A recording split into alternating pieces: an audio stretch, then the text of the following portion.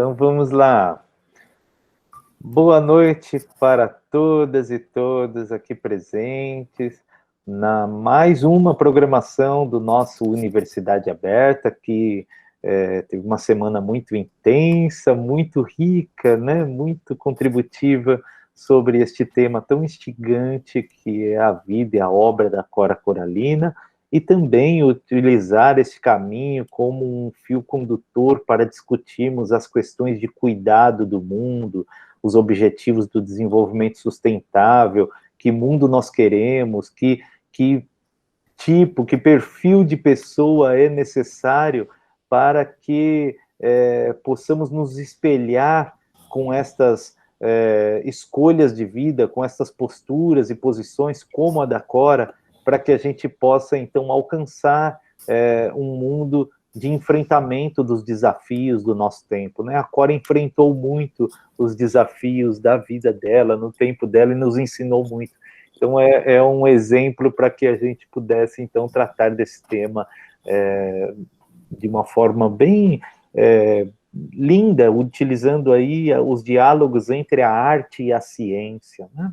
Então, essa semana nós tivemos aqui na universidade eventos que percorreram 3 eixos. Um primeiro, que era a Agenda 2030 e os ODS, os Objetivos do Desenvolvimento Sustentável propriamente. Nós tivemos uma outra atividade que percorreu um caminho de falar sobre a vida, a obra de Cora, mas com um tom sobre a Cora Coralina dentro do ambiente pedagógico, dentro da escola primária, né, a contribuição da Cora nesta via. Depois nós tivemos uma outra oportunidade de discutir a Cora e a sustentabilidade por casos, né? Então, ontem nós abordamos aqui os aspectos do cuidado, né? A importância de discutir o cuidado e também os objetivos do desenvolvimento sustentável pela ótica de um ambientalista. Outras atividades integraram a nossa programação, como diálogos sobre o protagonismo dos jovens, dialogamos sobre as questões étnicas e culturais, as populações indígenas e outros tantos temas que versaram aí a sustentabilidade. Disponibilizamos nesta versão deste ano muitos vídeos para que as escolas da região pudessem desfrutar aí destes vídeos que contribuem com as didáticas, com as atividades pedagógicas dentro das unidades escolares.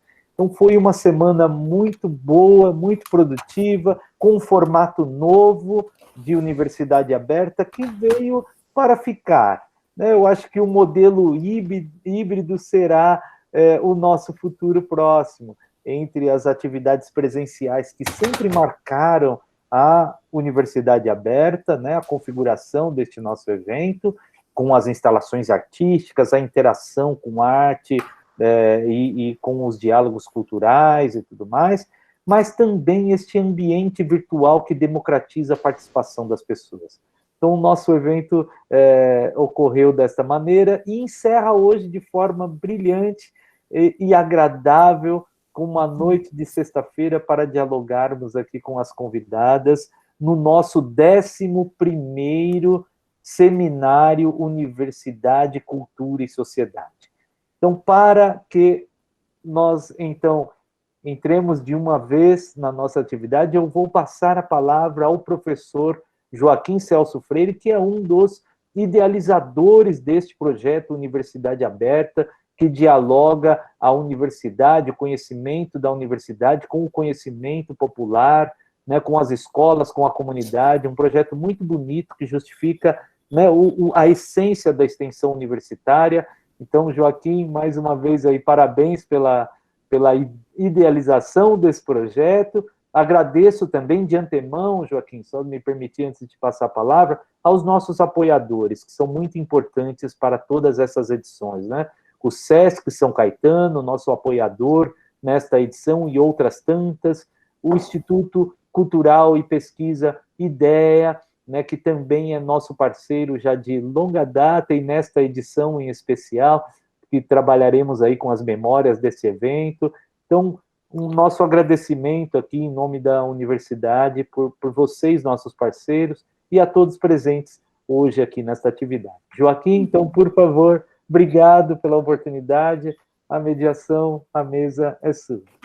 Ok. Antes de iniciar a mesa especificamente, eu gostaria também de fazer algumas observações com relação ao projeto Universidade Aberta como um todo, Ricardo.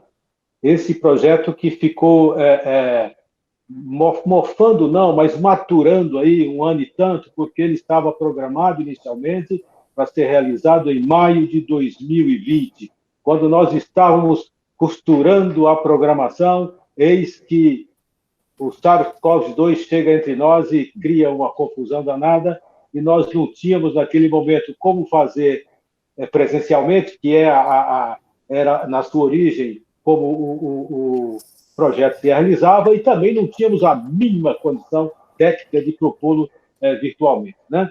Então ele ficou aí um ano e pouco sendo repensado,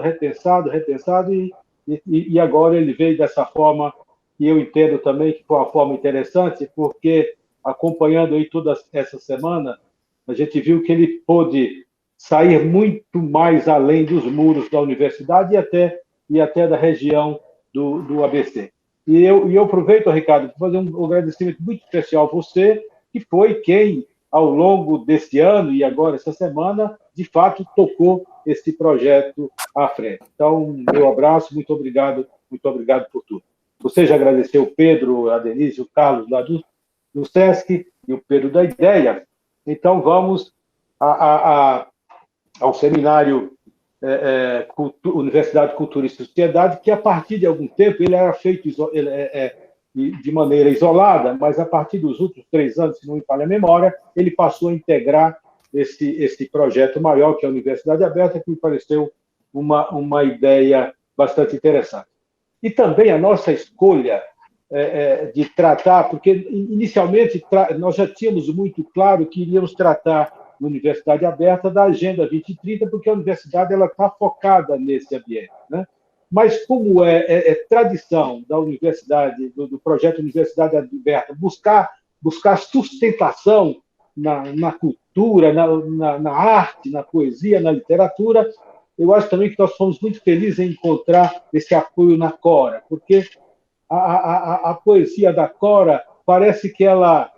Eu até acho, ontem eu vi no professor Cisma, Ricardo, me recupera aí, o professor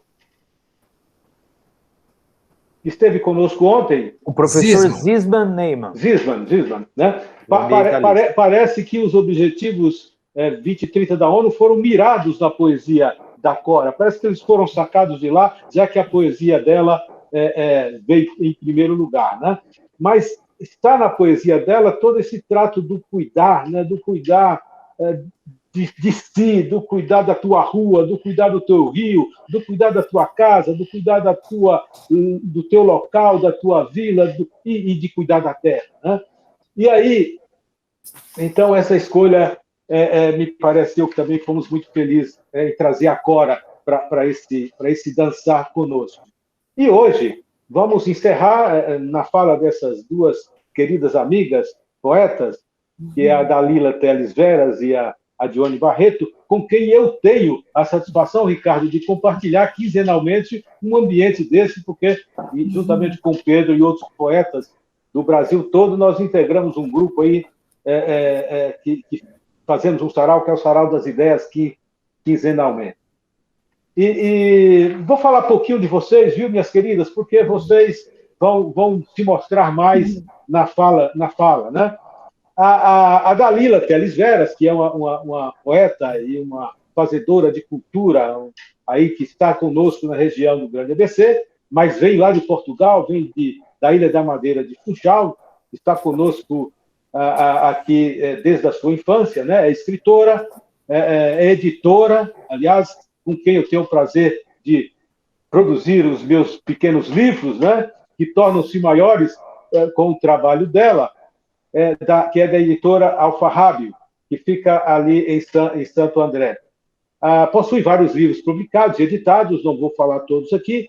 é doutora honoris causa pela Universidade, merecidamente pela Universidade Federal do Grande ABC, e uma coisa bastante importante, porque em 1983, a Cora Coralina ela é agraciada com o prêmio da União Brasileira de Escritores, que é o prêmio Juca Pato. E quem é que faz essa indicação e faz todo esse esforço para que a Cora receba o prêmio? Dalila Teles Vera, que está aqui hoje conosco.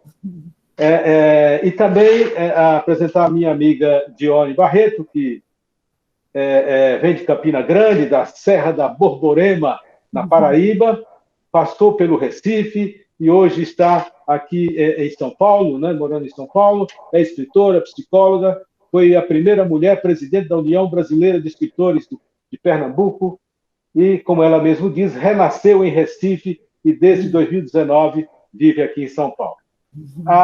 Antes de passar a palavra para vocês, e até não sei se não precisava justificar, mas fazer um encaixe da obra da Cora com os objetivos da ONU, eu vou começar com um poema que é o Cântico da Terra. Eu sou a terra, eu sou a vida. Do meu barro primeiro veio o homem, de mim veio a mulher e veio o amor.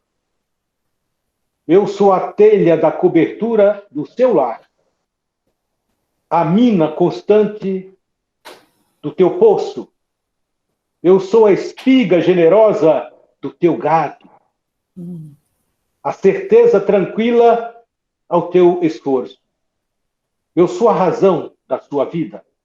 A mim vieste pela mão do Criador, e a mim tu voltarás no fim da lida. Só a mim acharás descanso e paz. Cora, um beijo, Cora.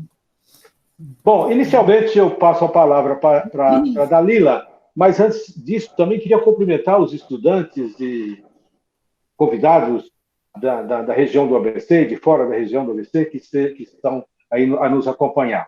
A Dalila e a Dione farão uma primeira fala, e aí essa fala é livre, considerando que nós temos um tempo total de mais ou menos 1h30, e a partir daí os convidados poderão ou encaminhar questões pelo chat, e que já podem fazer a partir de agora, ou pedir a mãozinha aí para abrir o microfone e também falar e fazer comentários aqui ao vivo. Dalila, é com você. Um abraço.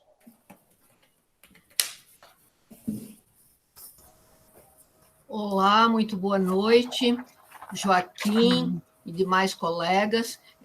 Antes de mais nada, o meu agradecimento por este convite, num evento do qual eu já participei outras vezes com muita honra, à época que o professor Joaquim era pró-reitor de extensão, recebi outros convites para participar presencialmente de encontros deste projeto lindo que é a Universidade Aberta Extramuros, e realmente é uma alegria estar aqui. Muito, muito obrigada ao Pedro também, do IDEA.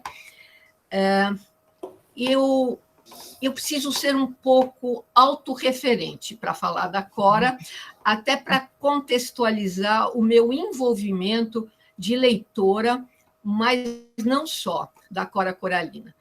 Em 1982, a Ruth Escobar realizou um grande evento em São Paulo, denominado Mulheres nas Letras. E ela chamou algumas mulheres e as homenageou. E entre elas estava a Cora Coralina, que ninguém conhecia. Eu mesma estava lá com o meu primeiro livrinho, Lições de Tempo, muito ali, anônima e tal, quando algumas colegas chegam, olha, vamos correr ali, que tem uma escritora de Goiás que está fazendo um furor aqui e tal. Eu confesso que não tinha ouvido falar de Cora até aquele momento. Ela estava lançando o seu segundo livro, Vintém de Cobra. Isso foi em 1982. E lá eu corri para a sala abarrotada, dizem que havia ali umas 500 pessoas nessa sala, e quando chega aquela criatura franzina, já com 93 anos, com uma muleta, e quando ela senta à mesa, ela joga as muletas do lado e começa a falar, até que ela se levanta, e aí a figura dela cresce de uma maneira e ela envolve todo aquele auditório. Eu confesso que foi um momento que eu jamais esqueci. A figura dela era muito potente, ela passava uma coisa ancestral que eu nunca havia visto na minha vida. Aí eu fiquei assim, né? Corri para a fila dos autógrafos, peguei um autógrafo, conversei com a sobrinha. Não, pera lá. Ela é a neta não. Neta, Maria Luísa, que estava cuidando dela naquele momento, e disse: eu quero um contato com a Cora Coralina. Né? Muito bem. Eu fui para casa, acabei fazendo um poema em homenagem dela e tal. E aí surgiu, no ano seguinte, em 83, a oportunidade quando abriram as inscrições para o Juca Pato, e eu já frequentava a UBE, eu era representante para o ABC. Depois tornei-me diretora, secretária-geral, conselheira, tive uma longa contribuição com a União Brasileira de Escritores, aqui com sede em São Paulo. E eu disse, por que não a Cora? Eu já de muito havia observado que eu estava num ambiente totalmente masculino, onde as mulheres eram absoluta minoria. A Dione depois pode até falar disso, quando ela foi presidenta da União Brasileira de Escritores de Pernambuco. E praticamente, simultaneamente, são lançados 2 grandes nomes daquele momento. O Gerardo de Melo Mourão, que chegou a ser indicado para o Prêmio Nobel, um poeta que era da Academia de Letras, Brasileira de Letras e de outras academias, um figurão que foi lançado pelo presidente da UBE e alguns diretores, que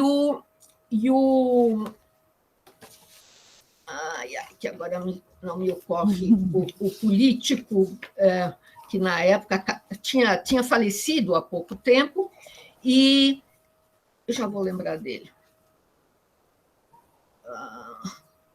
Teotônio Vilela. Eles estavam com aquela luta para as diretas e aquela coisa toda. O Teotônio ganhou uma notoriedade muito grande e havia publicado um livro. Uma das exigências da UBE para se inscrever um candidato no Juca Pato era que tivesse publicado um livro no ano anterior, ou seja, 1983. Ela foi a Juca Pato de 1983, mas a entrega foi só em 1984. Muito bem. Eu falei, é quase impossível, mas eu vou enfrentar essa.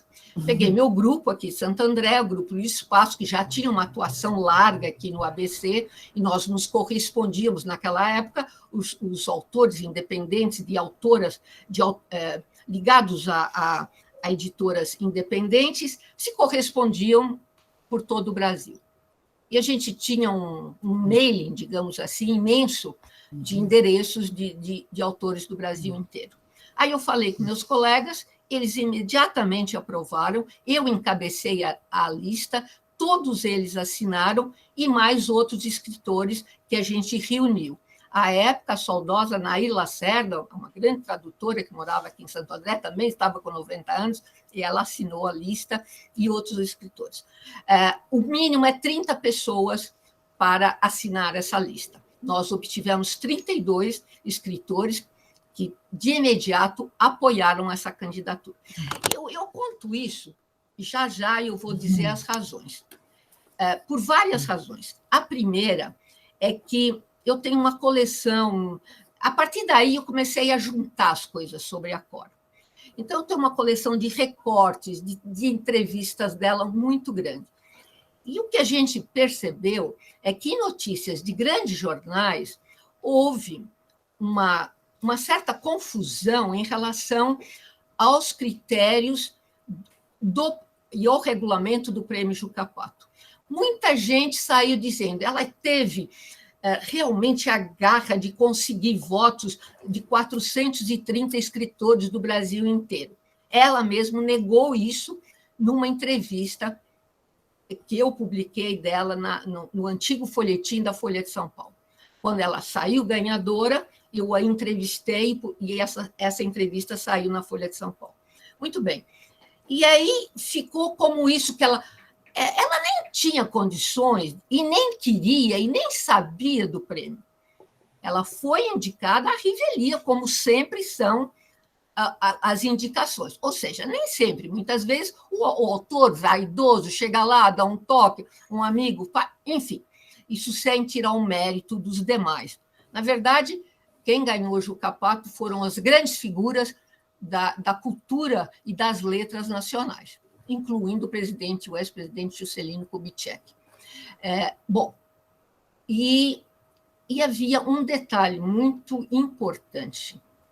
Antes da Cora, apenas um escritor fora do eixo Rio-São Paulo ganhou esse prêmio.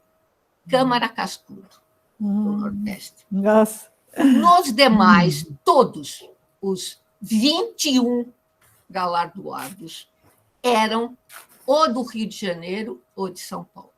Esse era outro monopólio que a gente queria quebrar e que já estávamos tentando quebrar como grupo independente que durou 11 anos aqui no ABC, com ativismo cultural e essa coisa toda. Ou seja, realmente quebrar protocolos de monopólios literários. Um era o masculino, outro era o mainstream da literatura na época, né? Eram só grandes nomes que eram levados em conta. Numa das bienais do livro, isso já foi deixado bem claro, em 1980, 81, esses poetas chamados marginais invadiram simplesmente a Bienal, dizendo poesia. Então, isso já estava posto de alguma maneira, né?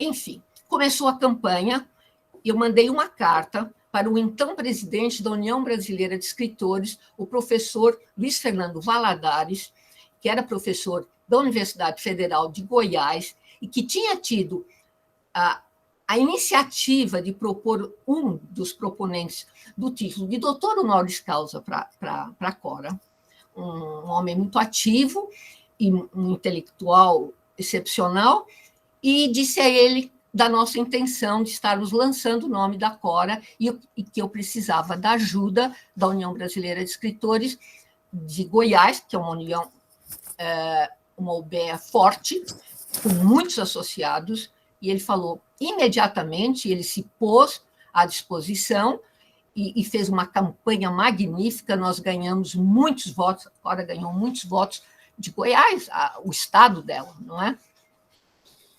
Muito bem. Esses votos que ela recebeu, 430 votos, eu acredito que quase metade vieram de Goiás. E a outra metade, 200 e tantos, foram escritores de Salvador, do Recife, do Piauí, de Brasília e, maciçamente, também de São Paulo. No dia da entrega do Juca Pato, em abril de 84, a UBE nunca havia recebido um contingente de mídia e de autoridades ligadas à cultura como naquele dia. A sede da UBE, que então era na Rua 24 de Maio, não era uma sede tão pequena, ela tinha um bom salão e tal.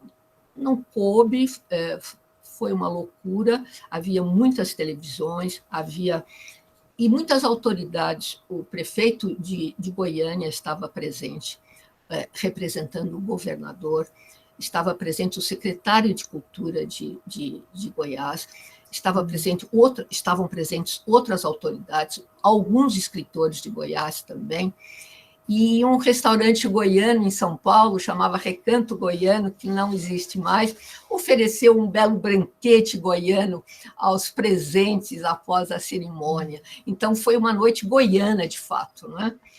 E o que eu quero dizer com isso é que, no mesmo dia, no dia seguinte à entrega do prêmio, o Jornal Popular de Goiânia, 2 dias seguidos, ele ocupou a página principal com a manchete do Juca Pato, A Cora Coralina. E não só esse jornal, eu tenho recortes de jornais de todo o país, ainda que com notinhas pequenas, o Juca Pato foi anunciado. Hoje, infelizmente, me desculpem, meus colegas da UBE, o Juca Pato não tem mais esse prestígio, e infelizmente. E eu soube agora que parece que a Folha não é mais patrocinadora. A Folha de São Paulo era patrocinadora, sempre foi a parceira e a patrocinadora do Juca Pato. E nesse caderno, a manchete era a seguinte, eu vou ler porque isso é muito significativo. A mulher goiana que venceu o rolo compressor Rio-São Paulo. O Brasil finalmente compreendeu que o próprio Brasil não é a Avenida São João nem as areias de Ipanema. Isso, para mim, foi a chave do significado do Juca Pato para Cora Coralina. Além do fato dela ter sido a primeira mulher no 22º prêmio, ou seja, em 22 anos de prêmio, ela foi a primeira mulher, a segunda fora do eixo Rio-São Paulo, e ela foi, pasmem, a quinta poeta, o quinto poeta a receber o troféu. Até então, apenas 4 poetas, Cassiano Ricardo, poetas mais ligados ao modernismo, lá atrás, ganharam o Juca Pato. Ou seja, o Juca Pato para Cora Coralina foi esse rolo compressor que quebrou uma série de convenções da República das Letras, digamos assim. Né? E eu tive muito orgulho. Só que eu vou contar uma coisa aqui pela primeira vez em público. Isso saiu indiretamente, não com meu nome, porque todas as apurações nós tínhamos repórteres lá acompanhando, por interesse não da Cora, mas dos outros candidatos. E, claro, nós íamos lá fiscalizar, estávamos todos lá toda semana, e saiu da imprensa na época que foi os bastidores foram muito polêmicos, e foram. Eu ouvi nos corredores coisas relacionadas, isso de escritor, estou falando de uma entidade de escritores. Eu vi ofensas até a Cora Coralina, misóginas e também preconceituosas. Primeiro, no sentido da idade, que ela tinha horror a que se referissem a ela como a velhinha de Goiás. Ela tinha horror, ela nunca dizia a idade. Alguém dizia, mas e aí, a senhora tem quantos anos? Eu sou do século passado e tenho todas as vidas. Pronto, não respondia mais, entendeu? Nunca ela dizia a idade. E exatamente, ela tem entrevistas onde ela diz que isso era uma forma de diminuir o conteúdo literário dela. Ao falar que era uma velhinha, ao olhar o lado folclórico de mulher e usaram um fato que acabou virando lenda, que foi o fato dela fugir com o marido com quem ela viveu 22 anos em São Paulo, ela já grávida. Imagine uma cidade, Goiás Velho, eu estou falando de Goiás Velho, a antiga cidade do estado de Goiás, que depois, não sei, acho que nos anos 40, a capital mudou-se para Goiânia.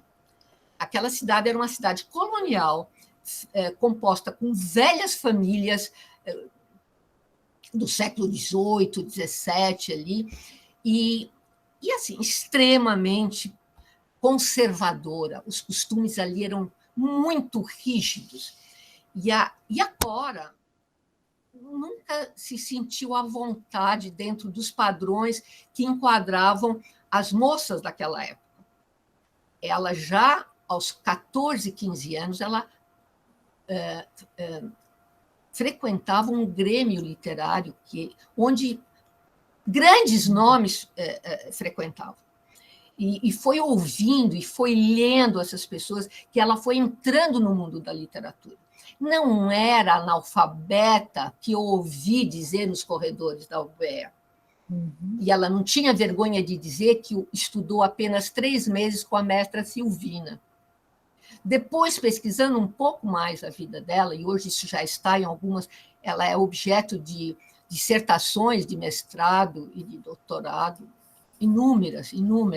Eu tenho comigo aqui de um rapaz que é doutor em sociologia na Universidade de Goiânia, o Clóvis Carvalho Brito.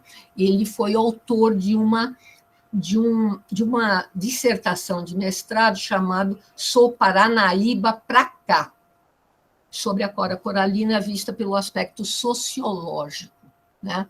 Depois, mais tarde, ele publicou outra, que é uma biografia sobre a Cora, chamada Cora Coralina, Raízes de Aninha.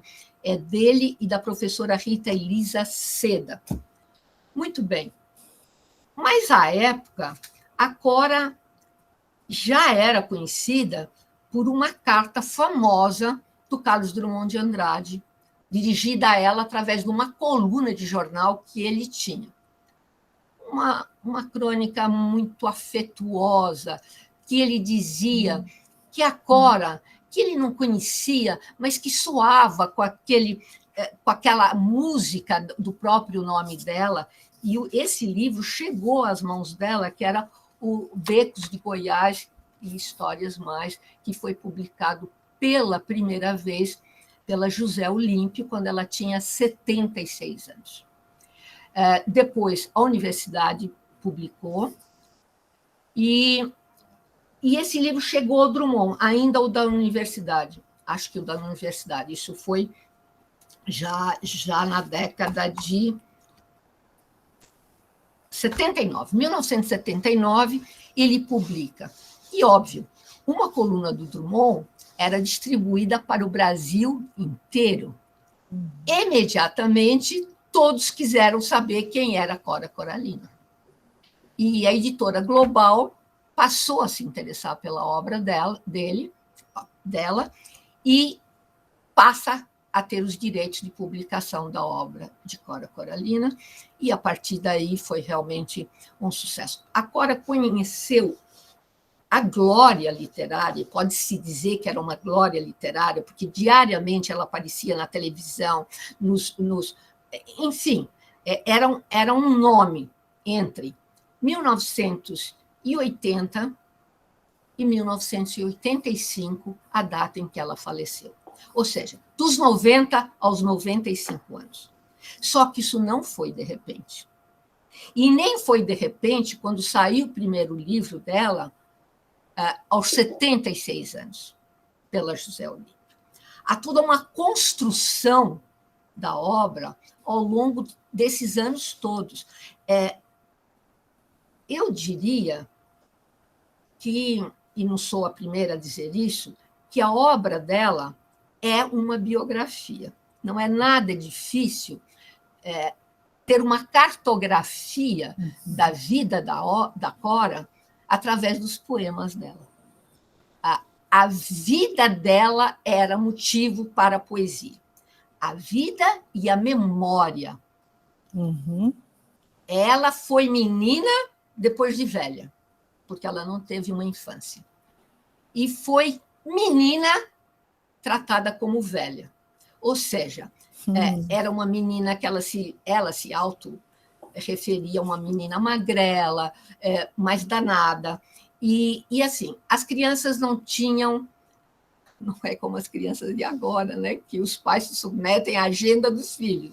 Não, era o contrário. A criança não abria a boca, e ela fala nos poemas, inclusive, daquele bolo maravilhoso que se fazia na casa esperando as visitas, e a criança não podia experimentar o bolo antes de ser servido para as visitas. E que muitas vezes sobravam apenas os farelos depois que as visitas iam embora, e a criança ficava lá lambendo o dedo. Então, ela tem crueldades que ela relata nas entrevistas, e, sobretudo, em Vintém de Cobre. Eu acho que é em Vintém de Cobre que ela fala dos preconceitos, da vida social que ela, na verdade, tinha na memória, mas que voltou a pesquisar na volta para Goiás. Ela saiu, como eu já disse, fugida numa madrugada, com o futuro marido dela, de quem ela já estava grávida. E porque a mãe sabia e disse, aqui não, você vai ter esse filho na fazenda da família. A Cora vem de uma família muito abastada, que ficou decadente a partir do nascimento dela. O pai dela, que era advogado, juiz, ocupou vários cargos, morreu quando ela tinha alguns meses, ou dias, não foi uma coisa assim. E a família a mãe passa a vender bens, menos a casa ficou lá, que era da família, né? A Casa Velha da Ponte.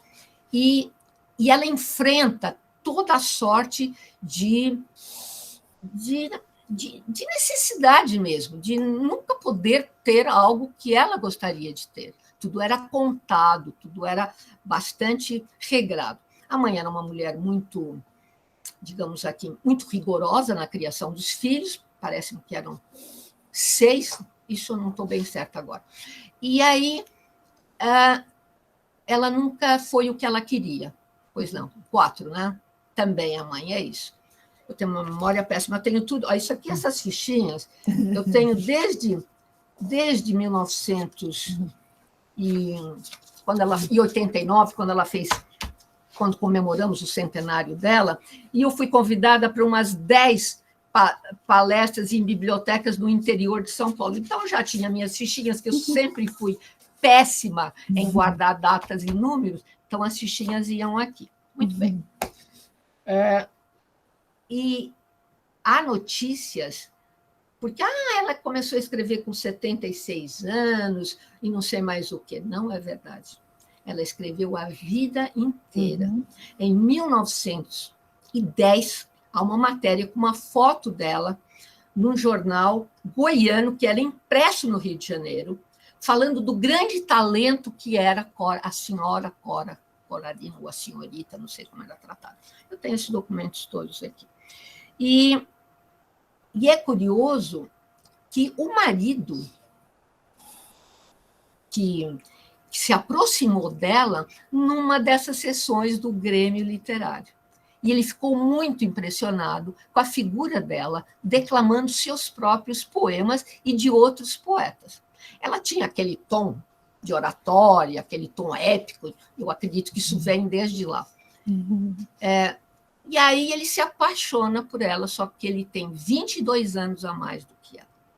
Ela tem 20 anos, ele tem 42 anos, quando eles fogem de Goiás. Em 1911, ela nasceu em 1889, 21 anos quando ela saiu de Goiás. E ele fica atraído por aquela mulher poderosa, jovem, poderosa, que declamava os seus poemas, aquela coisa toda. Só que a história não foi bem essa.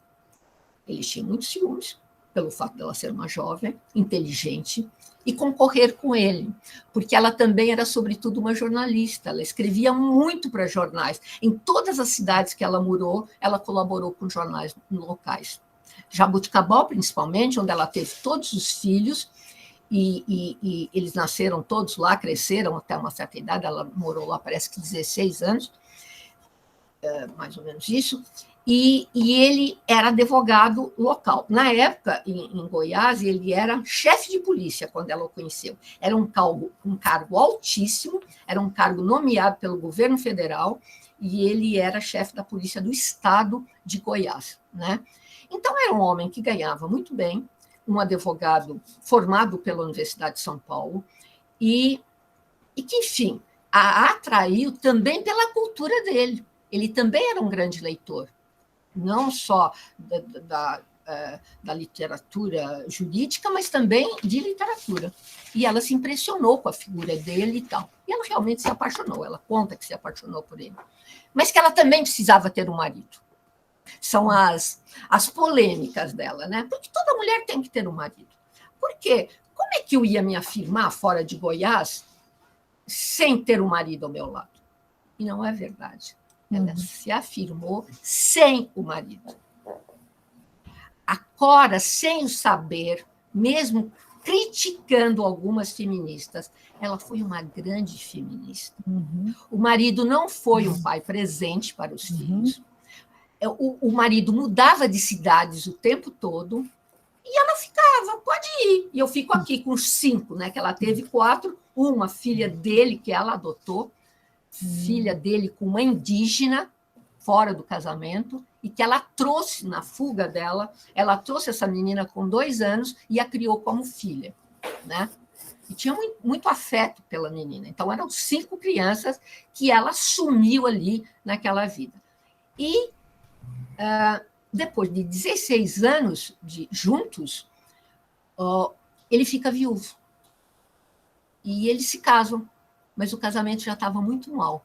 Ele já vivia em outra cidade, vinha só visitá-la. E um belo dia, eles deixaram as coisas ajeitadas lá. Isso, se não me engano, está contado num livro que a filha dela, a Vicença Bretas Taan, escreveu, que é Cora Coragem, Cora Poesia. É romanceado, a vida da Cora é romanceada. E ela conta certos episódios que ela também não garante ser verdade. Muita coisa eu inventei, eu precisava criar algumas situações, né? Mas muita coisa ali é verdade, que a gente, depois, nas teses, pelos pesquisadores, a gente percebe que realmente aquilo tem fundamento, né? E o casamento parece que não ia bem, havia muitas discussões, ele estava já numa comarca longe dela, em outra cidade, e, de repente, ele falou, vamos a São Paulo. E aqui em São Paulo, ele conseguiu o atestado de óbito da ex-mulher e eles se casaram. E ela conta isso. Tudo bem, eu já não era aquela coisa jamais, mas eu ainda o amava, ele era uma pessoa presente e tal, e ela resolveu se casar. Então, ainda viveu mais, nas minhas contas aqui, não sei mais quantos anos, com ele. Ao todo, foram 22 anos que ela viveu com ele, né? Quando ele morre, ela já com as crianças um pouco crescidas. Bom, nesse meio tempo, eu disse que ela foi senhora de si mesma, porque ela tirou o seu sustento sem precisar do dinheiro do marido.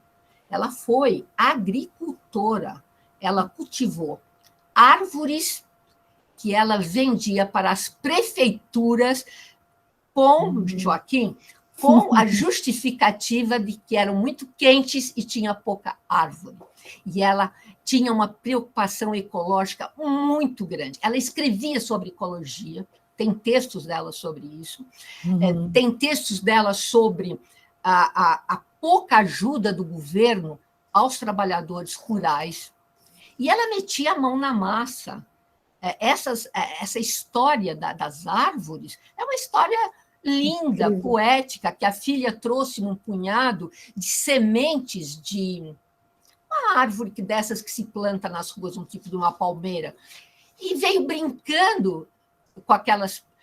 Quando eles estavam em São Paulo, voltam para uma dessas cidades, Andradina, se não me engano, Andradina. E aí ela vem com essas sementes e jogam lá no quintal. Quando ela vê brotar aquilo, tinha 100 mudinhas de árvore. Ela pediu para o lixeiro, toda a lata que você encontrar, me traga, porque eu preciso de 100 latas para fazer 100 mudas de árvores. não contente com isso, com o primeiro êxito, vendendo para a prefeitura da própria cidade, que arborizou a cidade com as mudas da Cora Coralina, ela passa a comprar mudas em São Paulo e passa a plantar e vender para outras prefeituras. Era o que hoje se chama de empreendedora. Mas ela fazia por um imperativo categórico de ser uma mulher livre. Ela não queria ser dependente. Eu assisti um gesto dela lindo. Ela ia se levantar e a neta segurou no braço dela para ajudá-la. Ela fez isso aqui. Não quero criar dependências.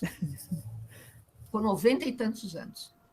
Esta era a personalidade de Cora, que não era fácil. Não era fácil. A própria filha dela admite isso. Não é? Como ela tinha essa personalidade, ela torna-se difícil, e no imaginário de Goiás, a imagem da Cora reflete essas controvérsias todas, essas polêmicas todas em relação aos moradores da cidade de Goiás. Que hoje não, tem em Cora quer dizer, virou a cidade de Goiás. Mas o que eu quero dizer é que ela continuou colaborando nos mesmos jornais que o marido colaborava, e daí a ciumeira, porque ele não admitia que ela publicasse um livro sequer. Não, se você quiser continuar escrevendo crônica, tudo bem, mas poesia não. Porque ele sabia que ela tinha talento, que ele sabia que ela ia se sobressair. E nunca deixou.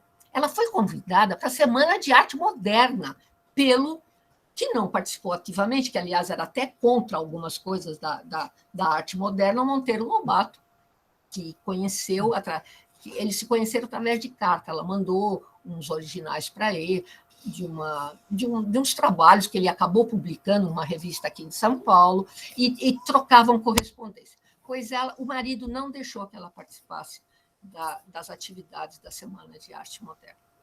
E ela foi conquistada. Ela era Cora, em qualquer cidade que ela chegava, ela se engajava. Ela tinha uma relação com a caridade muito grande, muito religiosa, mas também tinha um lado espírita da mãe, que também era ligada ao espiritismo. Mas ela foi muito católica. E ela se ligava a instituições católicas, faziam muitas ações de caridade. Tem um discurso dela lindo, quando o governador vem a Jabuticabal, ou Andradina, não me lembro qual a cidade, e ela pede a palavra e fala assim: meu senhor, esta cidade precisa de enxadas, os pequenos trabalhadores precisam de enxadas. E aí ela faz um discurso sobre todas as faltas que fazem aos pequenos trabalhadores, e parece que daí a uns dias vem um caminhão repleto de enxadas para a cidade, para os trabalhadores. Então, ela conseguiu muitas coisas através dessa militância que ela tinha e dessa facilidade oratória que ela tinha de falar em público, né? Mas, driblando o marido, ela mandava para as revistas goianas material literário, que não eram apenas crônicas. Então, essa revista, que era publicada no Rio de Janeiro, a Informação Goiana era o nome, publicado no Rio de Janeiro, publicou muitas coisas dela nesse período, mas ela não chegou a um ponto, quando o marido morre, que ela fica cuidando só dos filhos, ela diz: não tinha mais condição de fazer poesia. Não tinha. Mas, mesmo assim, continuava escrevendo crônicas, essa coisa toda. Como eu disse, aos 76 anos, ela tem o primeiro livro publicado pela José Olímpio, mas ela já estava em Goiás. Com 75 anos, os filhos todos criados, quase todos casados, até a Vicência já tinha casado, chamam para ela ver um problema da herança lá, porque tinha parte com os sobrinhos da Casa Velha da Ponte, e ela se vê na obrigação de ir, sob pena dela perder a parte dela na casa, né? Ela é nomeada inventariante, alguma coisa assim. Ela vai para lá e ela sente que é a hora de voltar. Ela volta para São Paulo, arruma todas as coisas dela, vende os 2 pequenos sítios que ela tinha, que ela cultivava rosas, em Jabuticabal, a cidade das rosas ficou conhecida, Ela cultivava rosas por encomenda, ela consultava catálogos internacionais, sabe? Era uma empreendedora fantástica, e aquilo ninguém ensinava para ela, ela ia criando as coisas, né? E ganhou dinheiro com isso. Tanto que parte desse dinheiro arrecadado ela usa lá em Goiás para comprar uma das partes dela, e outra ela retira da arrecadação com a venda de doces. Ela nunca foi doceira. Ela se transformou em doceira na volta para Goiás, já com a idade avançada. É daqui que eu vou te... Ela era muito talentosa para cozinhar também. E Goiás é afamada pelos seus doces. Ela fazia uns doces glaciados que eram disputados pelos turistas, e ela embalava, ela mandava buscar embalagens em Goiânia. Então, ela não deixava nenhum empregado tocar, quem fazia a embalagem era ela. Há um episódio que alguém conta que chegou lá e falou assim: olha, mas não precisa embalar, é para mim mesmo, não precisa fazer essa embalagem toda bonita e tal, que não está. Olha, se a senhora não quer os meus doces, a senhora pode deixar, não precisa comprar, mas meus doces só saem daqui dessa maneira. Seja para a senhora comer, seja para presentear. Então, esta era a Cora Coralina, né? Não era de trato fácil. E ela realmente fez doces até os 85 anos, quando ela fratura um fêmur por 2 vezes seguidas. A primeira carregando um tacho de doces, e tinha uma escada que levava à cozinha dela. Ela cai da escada, se arrebenta toda, vai para Goiânia ferida, com a perna com muita dor, e é um episódio que vale a pena ser contado, gente. É folclórico, mas vale a pena. Ela muito mal, e ela fala: tragam todas as flores que eu tenho aí espalhadas pela casa. Adorava flores e tal. Tragam. Colocaram ela na maca, ela falou: pode jogar as flores todas em volta aqui. Ela chega em Goiânia, vem um médico, que já estava acertado. O médico entrou: mas trouxeram um defunto? Como é que eu vou cuidar? Não é morta, ela não está morta. E ela falou: ainda não. E ela levou o epitáfio dela, caso ela morresse lá e não pudesse voltar, porque ela fazia questão que aquele epitáfio fosse colocado no cemitério. O corpo dela está no cemitério ao lado, no túmulo do pai dela, em Goiás Velho. Não ficou em Goiânia, ela foi enterrada lá pelo desejo dela. Mas ela tem passagens assim. Ela sempre diz: minha filha, esses dias eu me lembrei dela, que eu ando dizendo muito frequentemente que eu estou velha. E ela falava, num discurso que ela fez no Dia do Idoso, ela falou: olha, eu estou aqui porque me convidaram, afinal, vocês são pessoas tão delicadas, mas vocês sabem, eu já disse várias vezes que eu não gosto de velhos. E eles também não gostam de mim.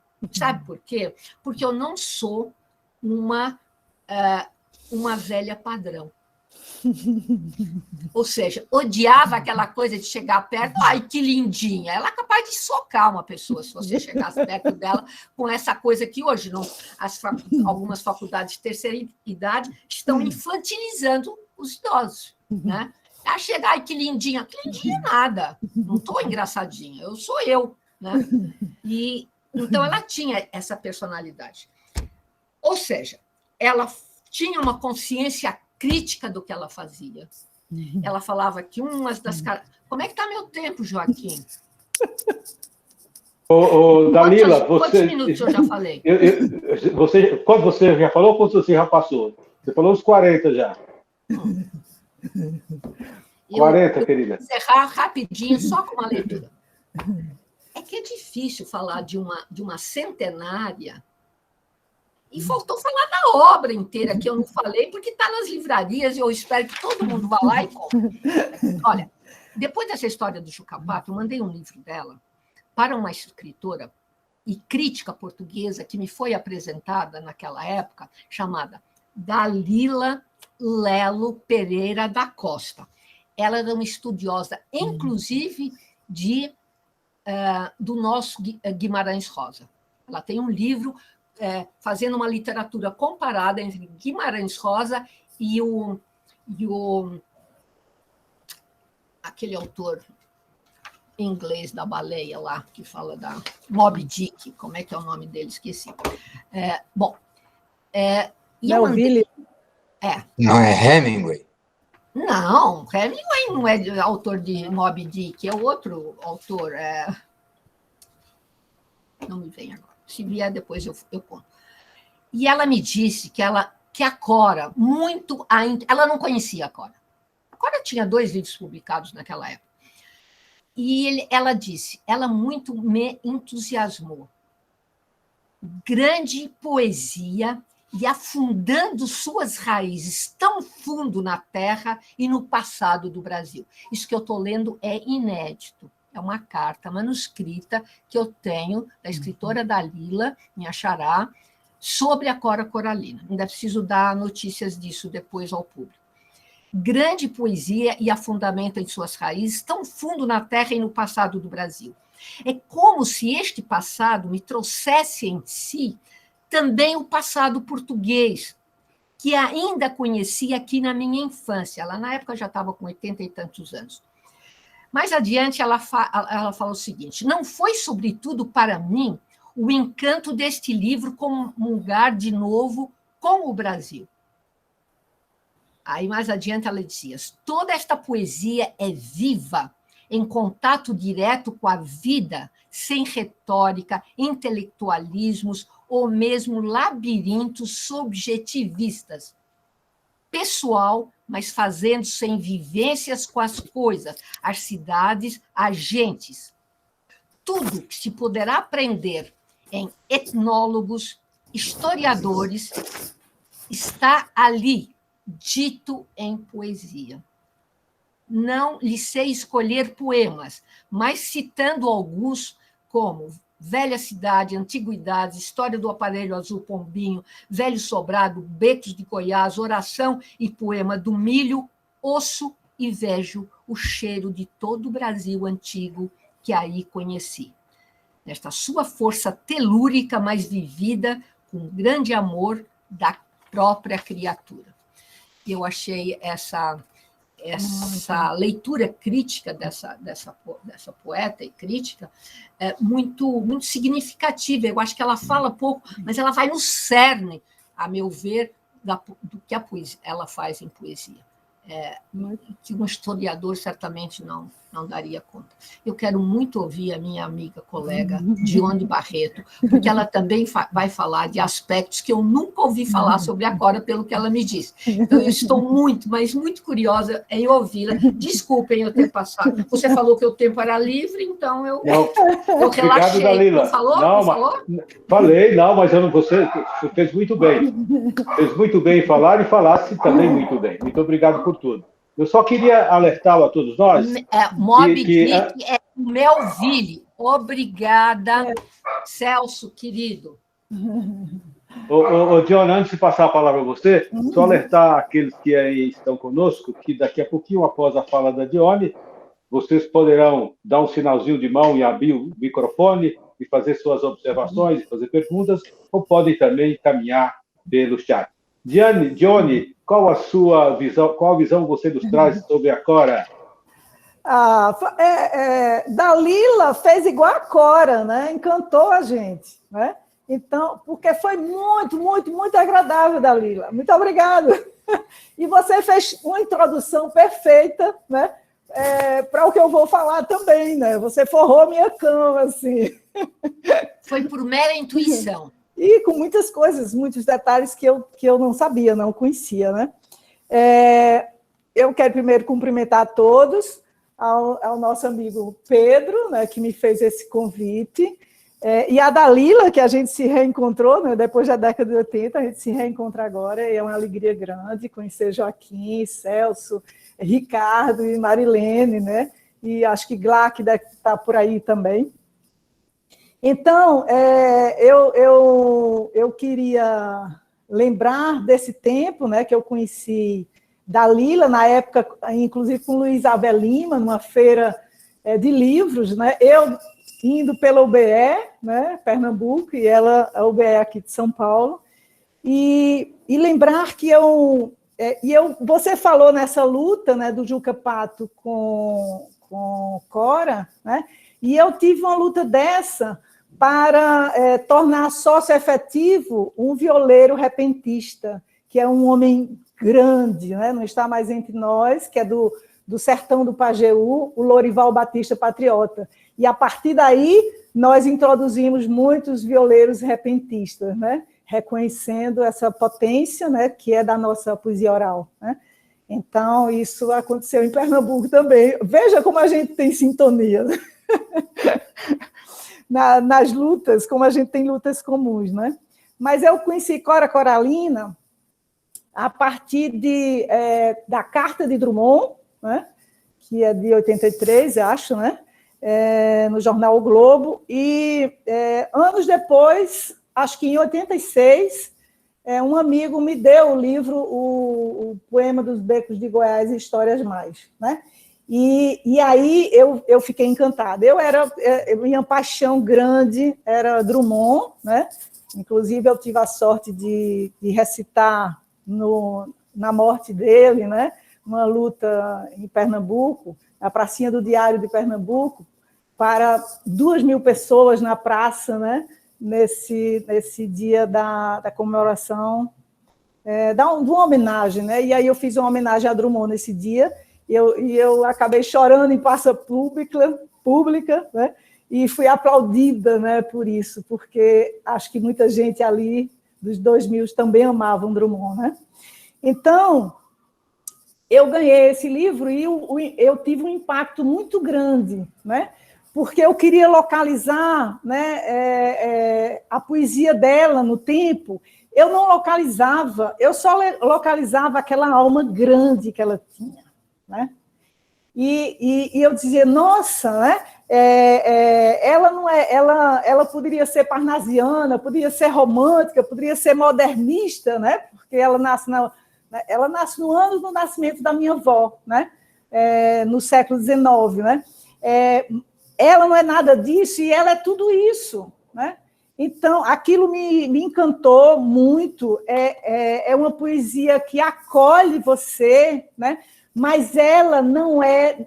Ela é precisa em algumas coisas, nos momentos críticos. Ela tem um olhar crítico sobre o mundo, né? É acolhedor, mas ela não é romântica, né?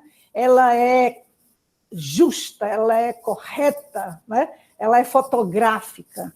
Então, isso me encantou muito. E, como você falou em Drummond, eu trouxe aqui a carta de Drummond, né, para ela, que eu acho que está no Vintém de Cobre, né?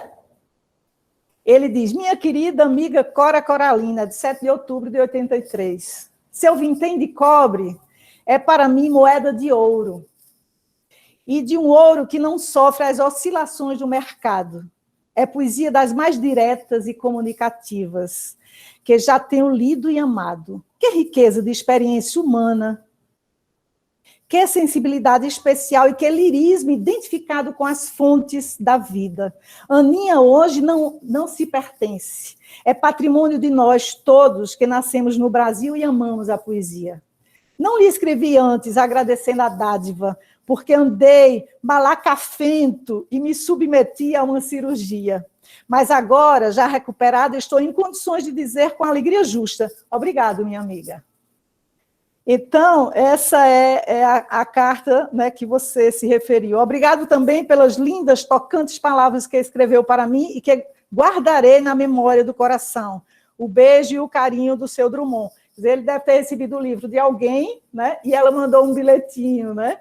Então, aqui fica revelado também, né, que ela devia ser alguém de Goiás, né, que foi através dele e mandou esse bilhete, né?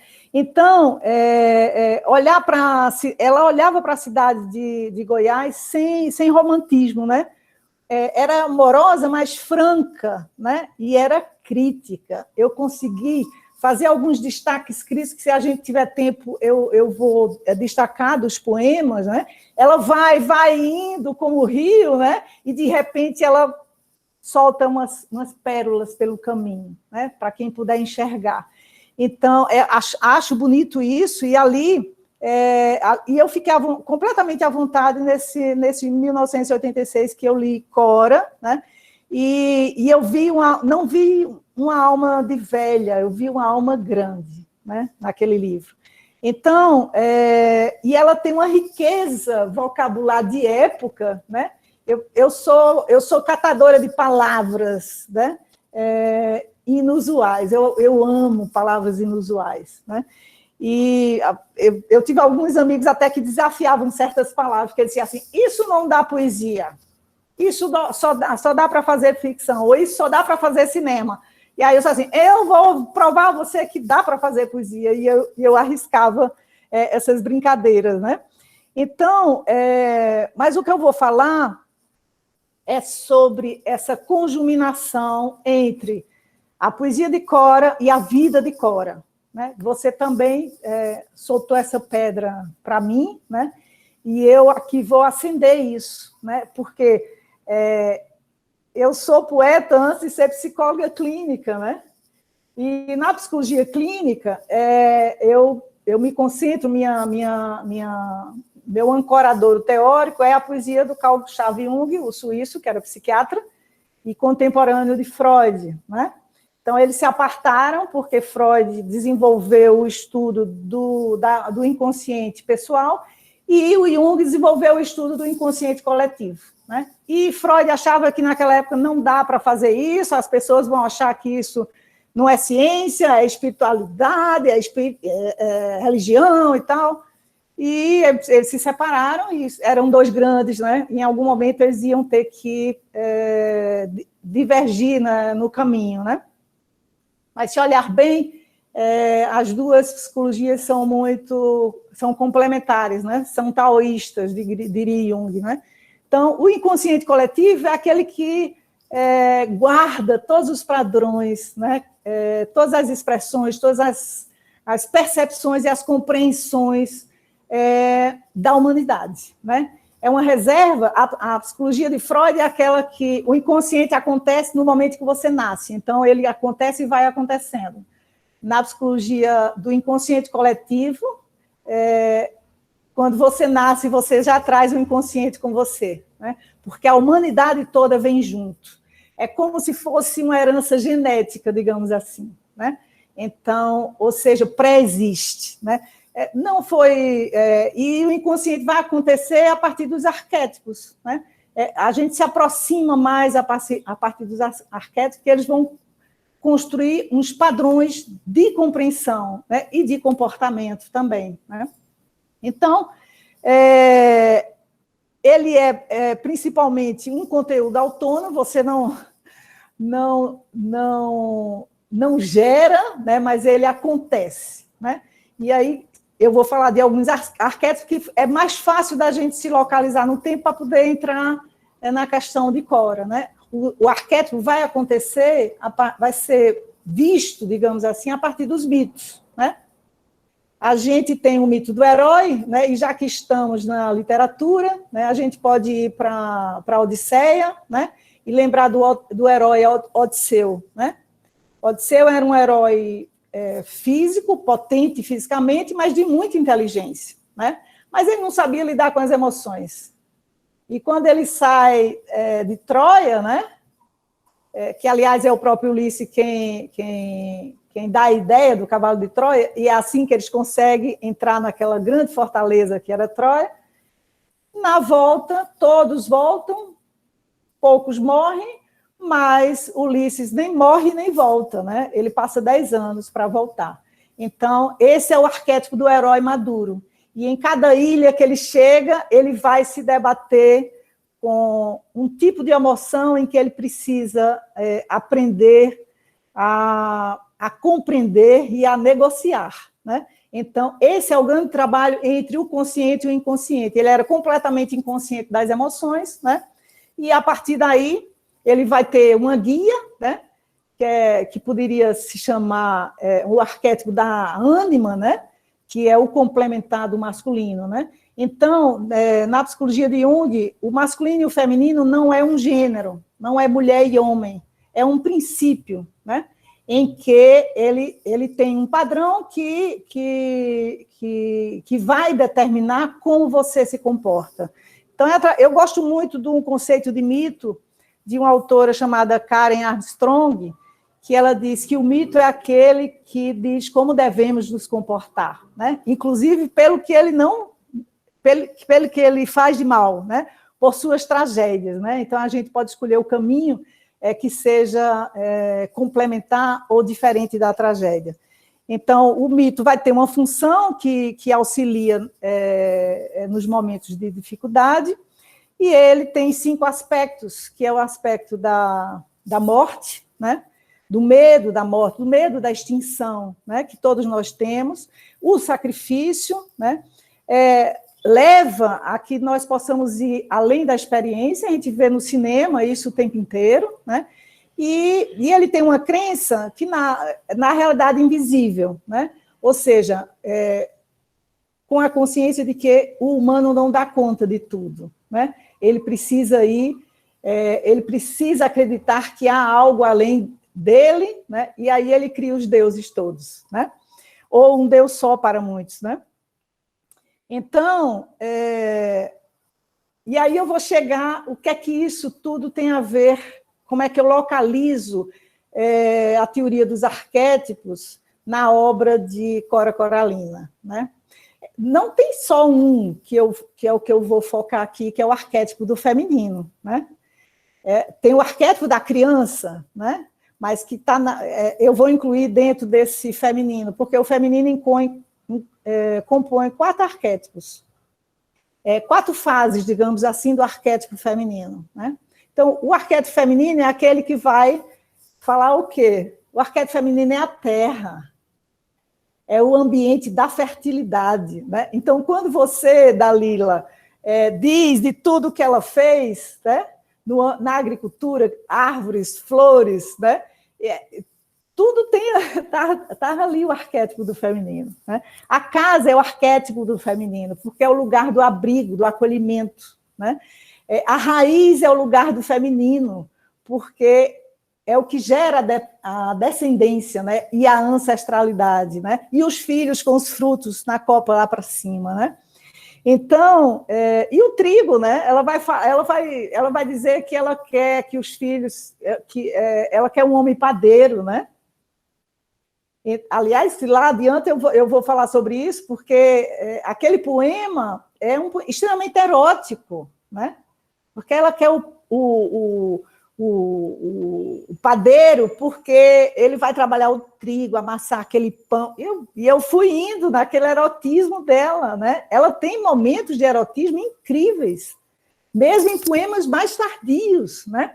Porque isso vai nos lembrar que a nossa mente, ela não tem tempo, ela não tem fases, ela vai além e aquém, né? Então, E aí o arquétipo feminino começa com o mito da criança, né? Com o tema da criança, não é nem com o mito, é com o tema da criança, porque é o momento da indiferenciação do self, né? Ou seja, é o momento em que a criança e a mãe são uma coisa só, né? Não dá para você separar. Se você pegar uma criança no primeiro ano de vida e mostrar ela e a mãe no espelho, ela só vai ver uma foto só, uma imagem só, né? Ela e a mãe não estão separadas. E a criança vai absorver a mãe a partir das suas emoções, das emoções da mãe. Só o que acontece? Você ficou em dúvida da idade, né, que ela tinha quando o pai morreu, né? Ela tinha 1 mês e meio. Então, com 1 mês e meio, ela era inconsciente e profundo, né? Ela vivia através da mãe, né? Então, ela teve que experienciar a separação do pai antes de conhecer o pai. E ela experienciou essa separação através da mãe. Então, a gente não sabe se a mãe conseguiu amamentá-la depois disso, né? Se perdeu, se não tinha mais leite, por exemplo, né? Mas o que a gente sabe é que todos entraram em luto. E ao entrar em luto, ao perder o pai, a vida econômica muda completamente, sobretudo naquela época, né? Fim do século XIX, né? Então, hoje em dia, não, as mães já existem, né, como seres produtivos, né? Então, esse prejuízo não é tanto, mas mesmo assim ainda será, né? né?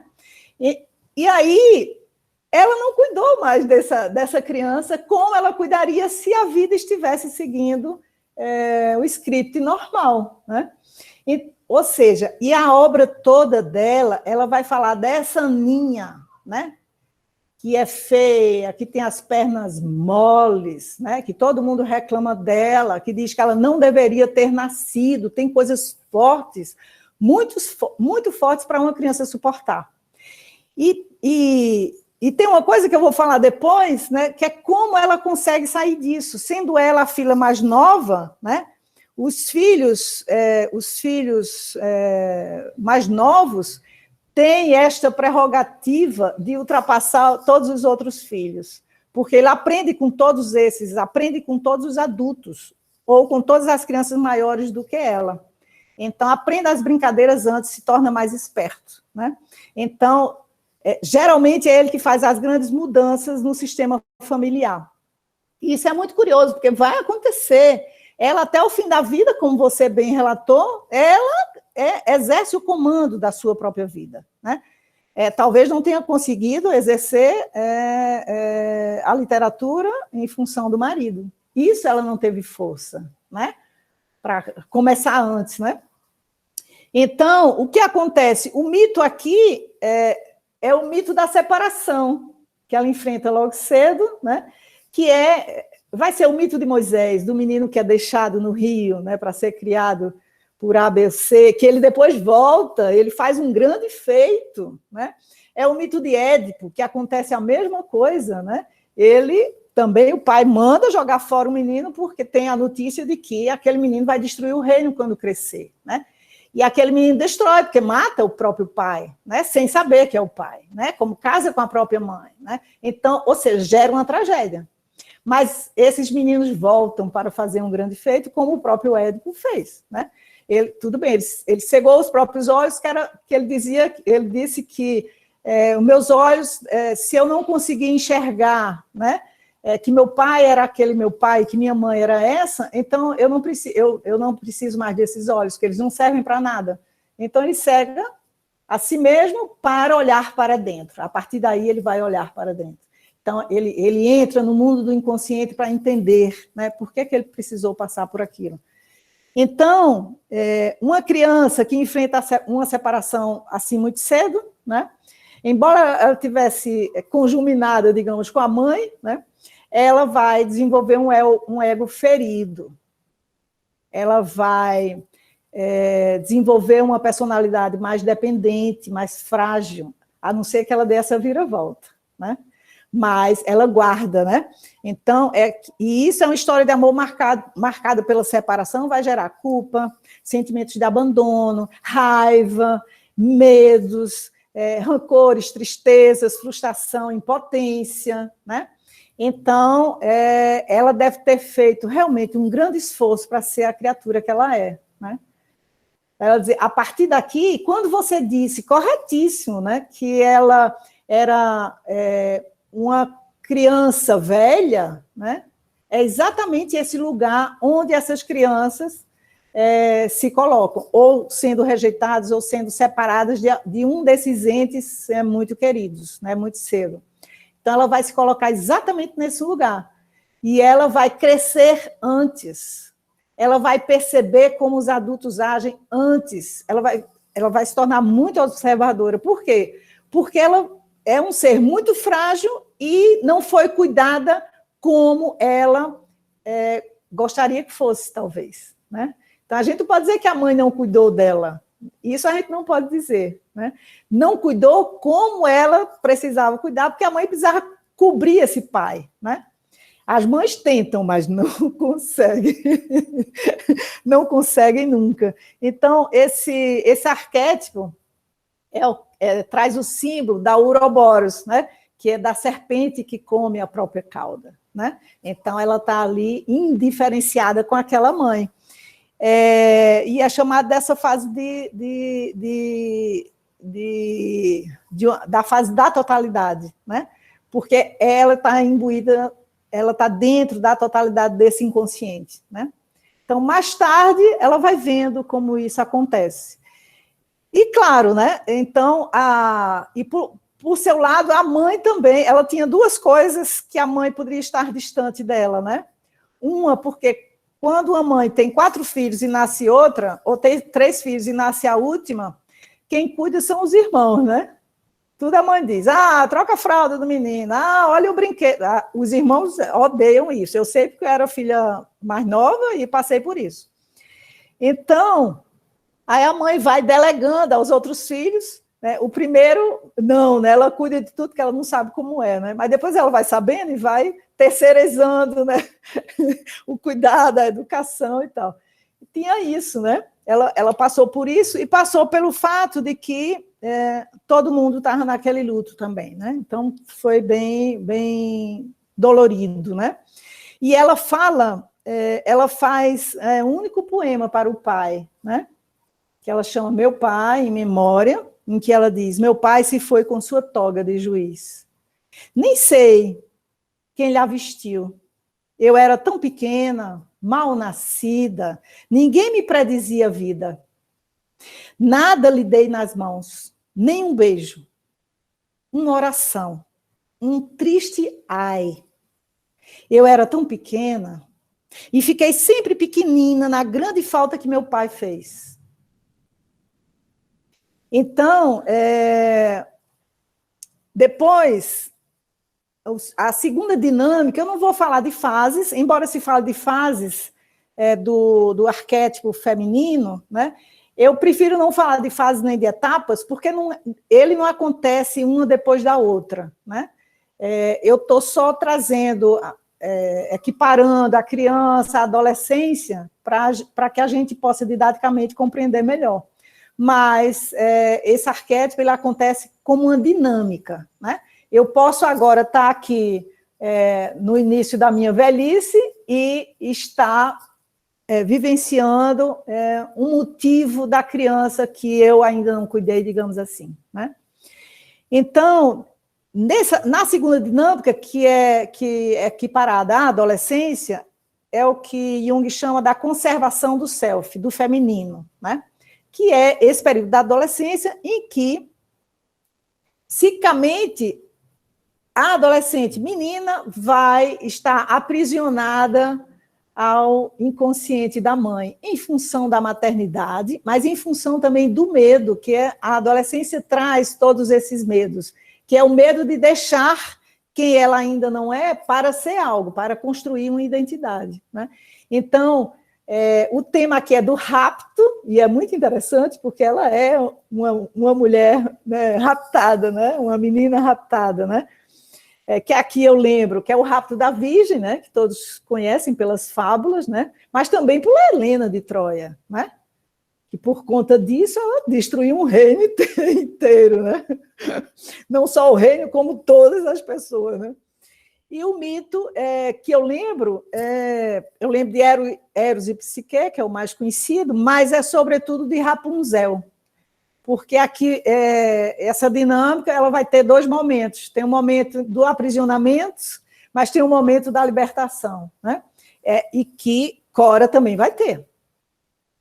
Então, a Rapunzel é a menina das tranças, e ela tem um poema sobre as tranças de Maria. É perfeito isso, né? Eu escolhi alguns poemas, mas você vai ver isso ao longo da obra, aqui e ali, salpicado, né?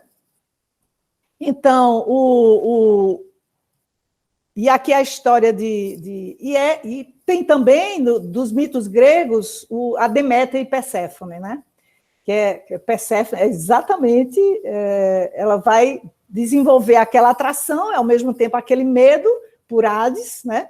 Que é o inconsciente profundo, que vai raptá-la, né? E ele consegue fazer isso, a mãe enlouquece, porque a mãe dava tudo para a filha, para que ela não conhecesse aquele Hades, né? E ela leva, ela come a maçã, né?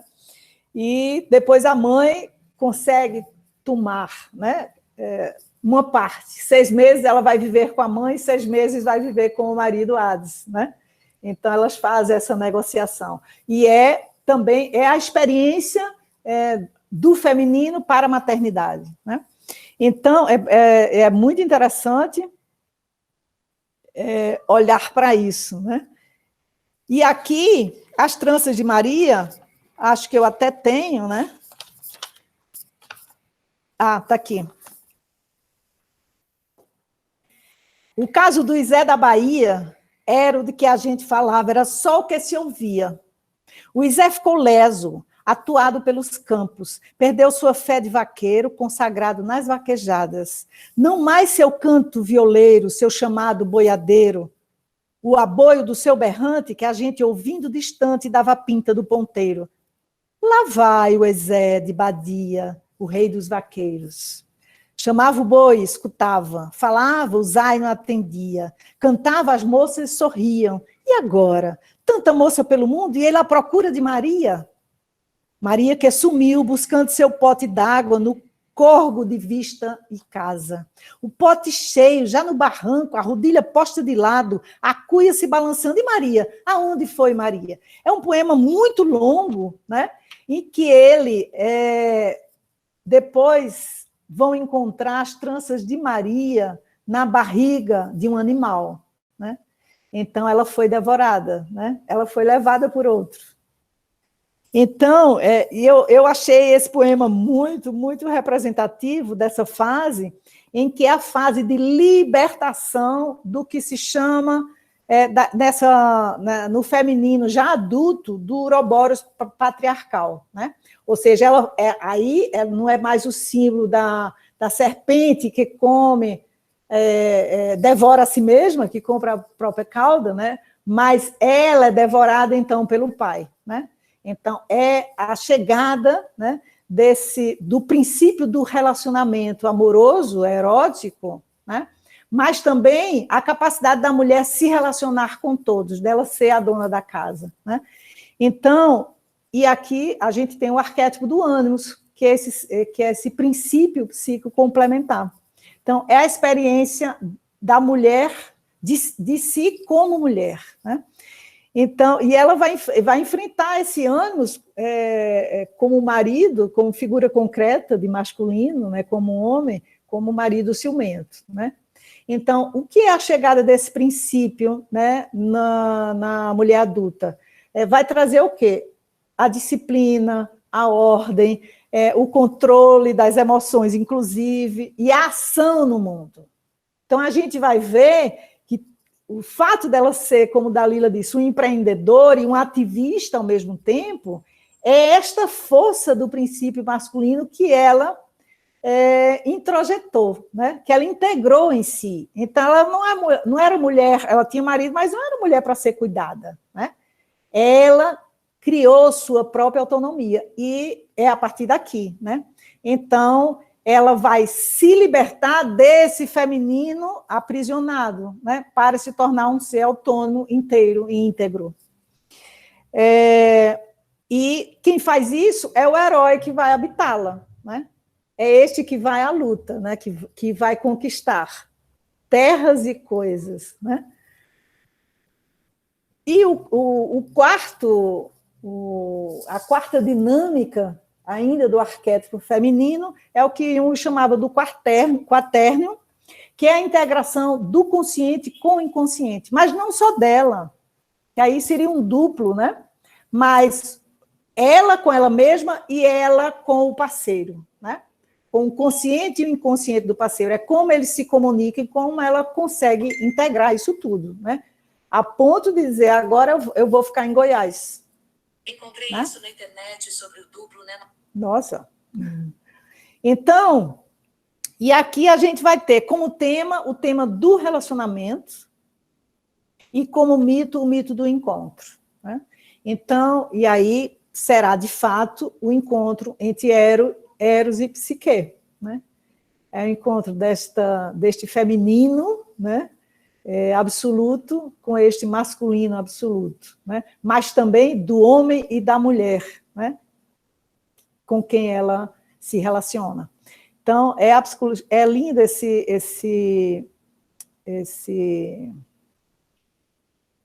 essa parte aqui. E então, acho que já falei uns 30 minutos. Não é, Joaquim? Já, mas pode continuar aí, minha querida. Ok, então eu acho que eu posso terminar com um poema, que eu vou falar... Cora Colarina, quem é você? Né? É um poema... É um pouquinho longo, né? Mas vamos lá. Posso destacar algumas coisas. E ela diz o que Dalila disse, né? Porque ela sempre diz: sou mulher como outra qualquer, venho do século passado e trago comigo todas as idades. Então, ao dizer isso, ela está dizendo, né? Eu sou uma mulher que criou sua autonomia, eu não preciso de ninguém, né, para ser quem eu sou. Não que não precise de ninguém para me relacionar, mas para ser quem eu sou, eu não preciso, né? Nasci numa rebaixa de serra, entre serras e morros, longe de todos os lugares. Numa cidade de onde levaram o ouro e deixaram as pedras. Junto a estas decorreram a minha infância e adolescência. Aos meus anseios respondiam as escarpas agrestes. E eu, fechada dentro da imensa serrania, que se azulava na distância longínqua. No ânsia de vida, eu abri o voo nas asas impossíveis. Nas asas impossíveis do sonho. Venho do século passado, pertenço a uma geração ponte entre a libertação dos escravos e o trabalho livre, entre a monarquia caída e a república que se instalava. Todo o ranço do passado era presente. A brutalidade, a incompreensão, a ignorância, o carrancismo, os castigos corporais nas casas, nas escolas, nos quartéis e nas roças. A criança não tinha vez, os adultos eram sádicos, aplicavam castigos humilhantes. Tive uma velha mestra que já havia ensinado uma geração antes da minha. Os métodos de ensino eram antiquados. E aprendi as letras em livros superados de que ninguém mais fala. Nunca os algarismos me entraram no entendimento, de certo pela pobreza que marcaria para sempre minha vida. Precisei pouco dos números. Sendo eu muito mais doméstica do que intelectual, não escrevo jamais de forma consciente e raciocinada, e sim impelida por um impulso incontrolável. Sendo assim, tenho a consciência de ser autêntica. Nasci para escrever, mas o meio, o tempo, as criaturas e fatores outros contramarcaram minha vida. Sou mais doceira e cozinheira do que escritora, sendo a culinária mais nobre de todas as artes, objetiva, concreta, jamais abstrata, a que está ligada à vida e à saúde humana. Nunca recebi estímulos familiares para ser literata. Sempre houve na família, se não uma hostilidade, pelo menos uma reserva determinada. A essa minha tendência inata, talvez por tudo isso e muito mais, sinta dentro de mim, no fundo dos meus reservatórios secretos, um vago desejo de analfabetismo. Sobrevivi, me recompondo aos bocados, à dura compreensão dos rígidos preconceitos do passado. Preconceitos de classe, preconceitos de cor, de família, preconceitos econômicos, férreos preconceitos sociais. A escola da vida me suplementou as deficiências da escola primária que outras o destino não me deu. Foi assim que eu cheguei a este livro, sem referências mencionar. Nenhum primeiro prêmio, nenhum segundo lugar, nem menção honrosa, nenhuma láurea. Apenas a autenticidade da minha poesia arrancada aos pedaços do fundo da minha sensibilidade. E este anseio. Procuro superar todos os dias minha própria personalidade renovada, despedaçando dentro de mim tudo que é velho e morto. Luta, a palavra vibrante que levanta os fracos e determina os fortes. Quem sentirá a vida destas páginas? Gerações que hão de vir, gerações que hão de vir e gerações que vão nascer. Então, ela se projeta para além do tempo. Ela sabe que ela atravessou os tempos e ela continuará atravessando, porque a gente está aqui falando sobre ela 40 anos depois. Então, acho que é isso, né? sigamos, né, Joaquim? Devolvo a você a palavra, meu amigo. Obrigado, Dione. Maravilhosas suas palavras. Antes de passar aí para questões, eu identifiquei aqui, gostaria de agradecer e registrar a presença do poeta Celso de Alencar. Obrigado, Celso, pela sua presença. Também identifiquei a presença do poeta Antônio Floriano, lá de Santa Catarina. Um abraço, Floriano, obrigado pela presença. De Belo Horizonte, identifiquei a presença da poeta Glac Coura. Obrigado, Glac, um beijo. Obrigado pela presença. E também identifiquei a presença da Marilene Garcia, nossa amiga poeta Marilene. Um abraço, Marilene. Obrigado pela presença. Se não identifiquei mais alguém, foi por falta de incapacidade de observação. Me desculpem, tá? Ô Ricardo, eu te pediria uma ajuda. O meu computador acabou caindo, perdendo a internet. Eu vim para o celular e não estou conseguindo aqui acompanhar o chat. Você verifica se tem alguma pergunta aí, Ricardo, por favor? Vamos lá. Tem agradecimentos. Deixa eu ver. Bom ouvi-las. Tem aqui uma pergunta do Celso. Celso, pode fazer ao vivo, Celso? Eu vi aqui, deixa eu localizar. Abre a câmera aí, Celso, faça a pergunta. O microfone, né? É o microfone e a câmera. Aí, quem? E eu localizei aqui a pergunta dele. Ele... Não, a pergunta que eu fiz é se Goiás está sabendo desse evento. Deste de hoje, Celso? Exatamente. Pois é, espero que algum deles tenha consciência, mas eu faço questão depois de mandar o link para alguns dos escritores com quem eu tenha contato. Eu mantenho muito pouco contato hoje. Naquela época, eu tive um contato muito estreito. Eu tive a honra de ser convidada pela Assembleia Legislativa de Goiás para ser homenageada por ter lançado o nome da Cora. E, naquela época, a UBED lá me recebeu muito carinhosamente e tal. Mas eu confesso que eu perdi um pouco o contato com a maioria deles. Eu tenho contato com os 2 ou 3 e não me ocorreu, você tem razão, não me ocorreu de marcá-los, viu? Mas a gente dá um jeito. Nós fizemos contato com a família, inclusive entrevistamos a Vicenza. E sim, há uma entrevista dela depois aí no nosso canal. Vocês podem acompanhar. Sim. Eu vi a entrevista bruta que vocês me mandaram e realmente é muito útil para a compreensão também da Cora, esse depoimento da Vicência. Dione. Oi, Pedro. Só queria lembrar, Dione, que São Paulo, que é a capital, tem uma instituição com aproximadamente 300 poetas cordelistas. Claro que não são de São Paulo. Não são. Mas o Nordeste é aqui, meu caro.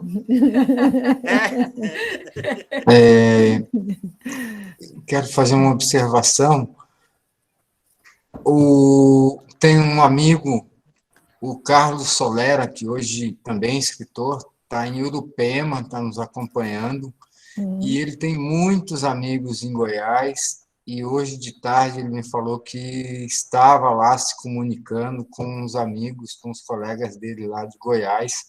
Então, acho que com certeza devemos ter alguém de lá que tem conhecimento desse encontro.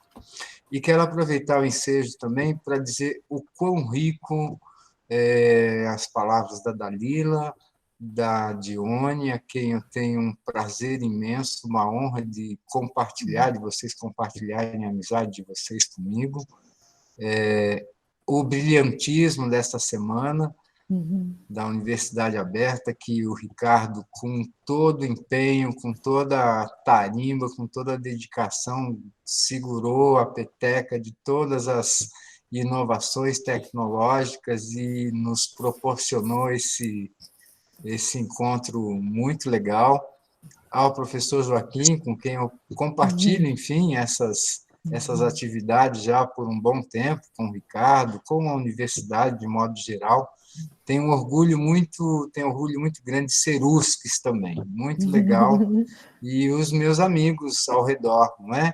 O Celso, a Glac, a Marilena, o Floriano, com quem a gente que atenderam o convite que a gente fez e estiveram conosco essa noite.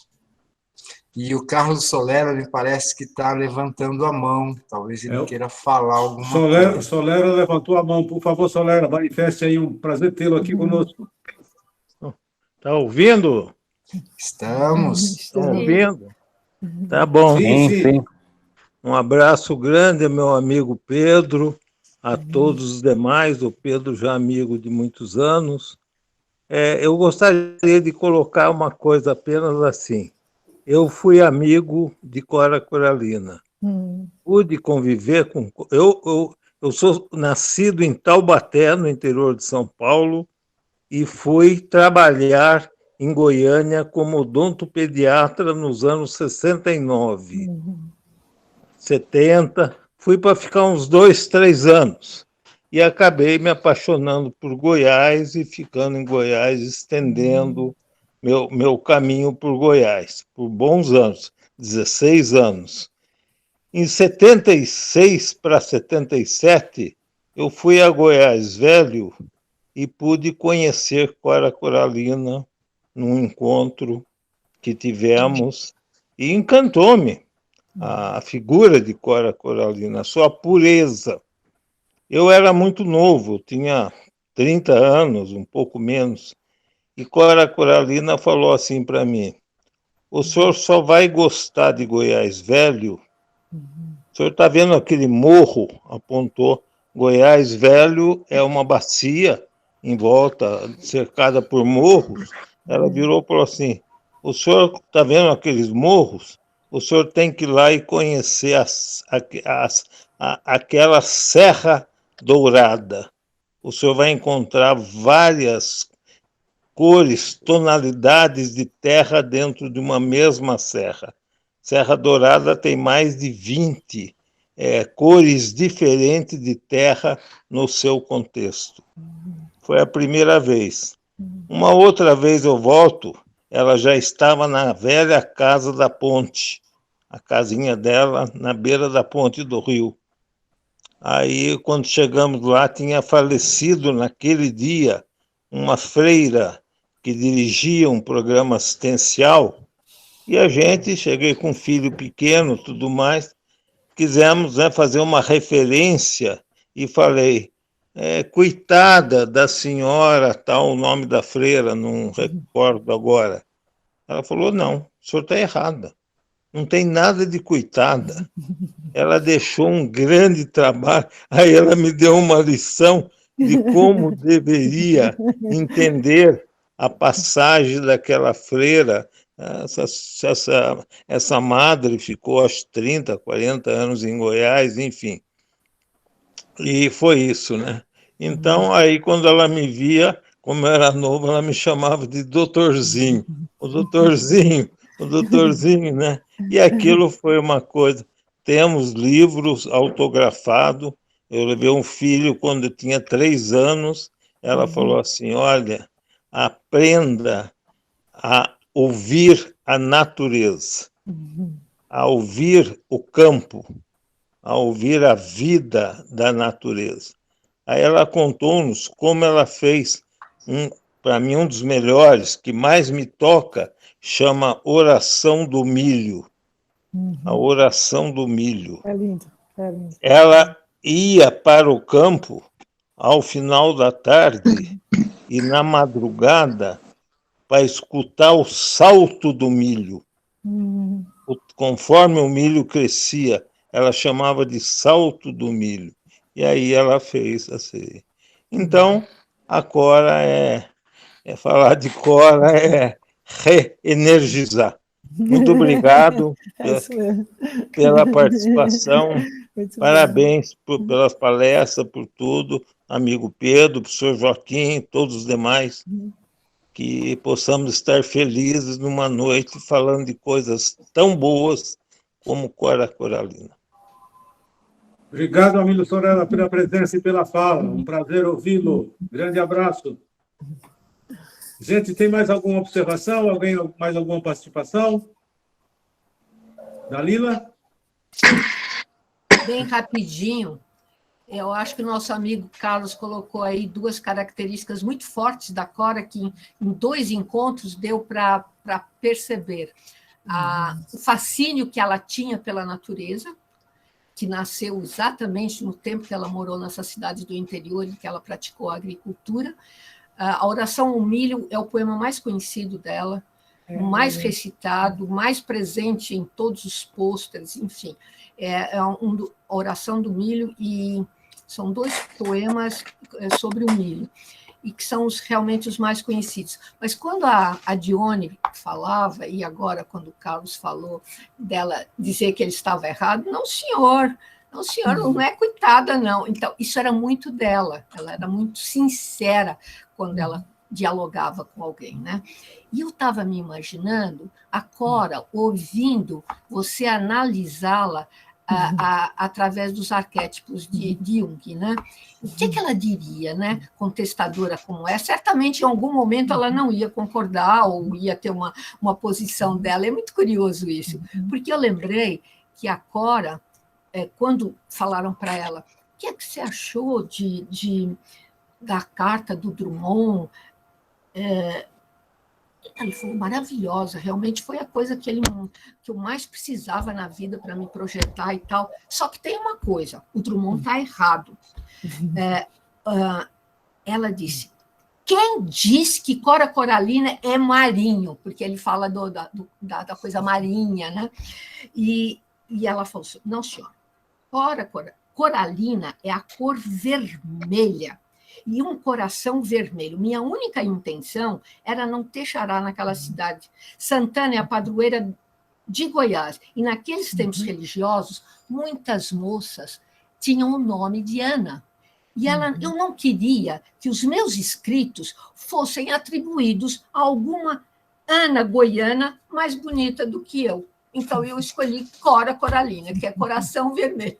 Então, ela contestou o próprio Drummond. Foi muito legal, mas não tem nada de marinho nessa intenção de escolha do pseudônimo, né?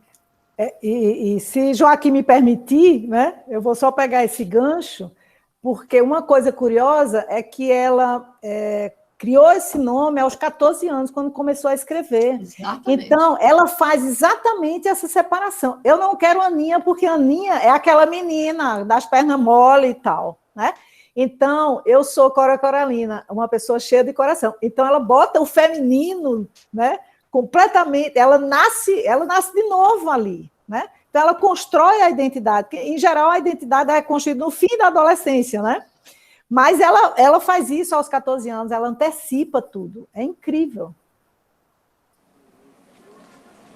Ok, meus amigos e amigas, eu acho que nós já estamos encaminhando para a finalização, mas eu pergunto se tem mais alguma manifestação.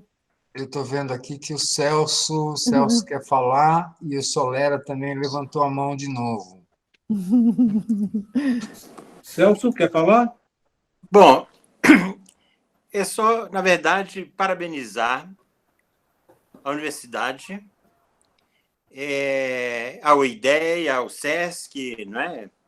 E você, Joaquim, Pedro, por esse belíssimo encontro. Foi um momento assim de grande aprendizado, tanto na palestra da Dalila quanto da Dione.